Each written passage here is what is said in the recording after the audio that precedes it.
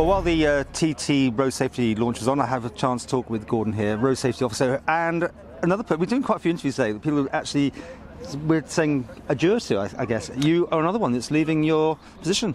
I'm sad to be leaving. I love two things, my wife and my job, and unfortunately the wife's not been well, so I've decided to retire and spend the time with the good Mrs. Edwards. Okay, how long have you been here now? I've been here 11 years, and I remember meeting you in the first couple of days. Yes. And you and I, 11 years on, Goodness. I'd like to say I think we both run reasonably well. Thanks. I think I'll get, this is lovely now.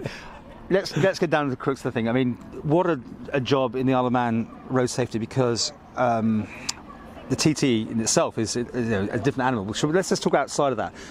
Standard driving, people's perceptions, people's abilities here, better, worse than elsewhere? What do you say? One thing I would say is that you talk to an audience that's responsive. People are interested in what you're saying. You're not flogging a dead horse.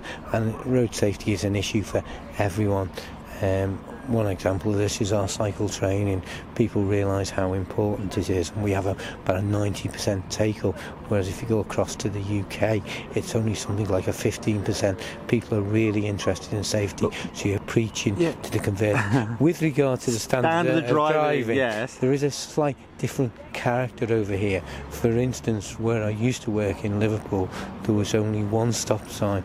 In the Isle of Man, there must be a few hundred, so you have a different style of driving over here. I'm thinking roundabouts. That's one that always seems to intrigue people, though. Everyone has that Mexican standoff moment. No one knows if to go, no one remembers the highway code is give way to your right, those sort of things. Come on. I appreciate it. It is difficult, but if anyone's ever been to the Hemel Hempstead roundabout, which is a massive roundabout with 8 satellite roundabouts, and you can go round it both ways, it's a nightmare. So I believe we get on a lot better than Hemel Hempstead to name but one.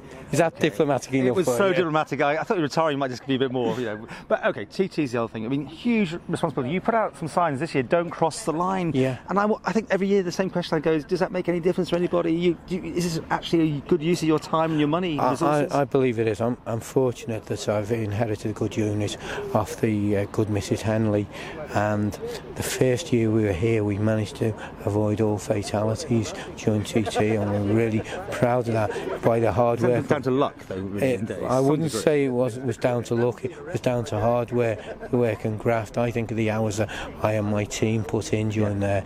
It is quite incredible. Well, I remember when you were starting this, you had quite a lot of money to spend. You had freebies going out. We used to have bacon baps at this event. Now it's a much different event. We don't give out freebies. We give out promotional items. But your budget's been cut, hasn't it, over the years? The budget has been cut across government, and we're no different. So anyway, happy retirement, or are you going to do something else back in the UK? I'm just going to retire. I've got to look after my wife. I've got various jobs that she's lined up for me. I will be sad to leave. There will be possibly be a tear in my eye when I walk out the door. It's been a way of life, and I spent 36 years in the business, and not getting up to go to work will be a bit of a shock. But the good Mrs. Edwards needs me.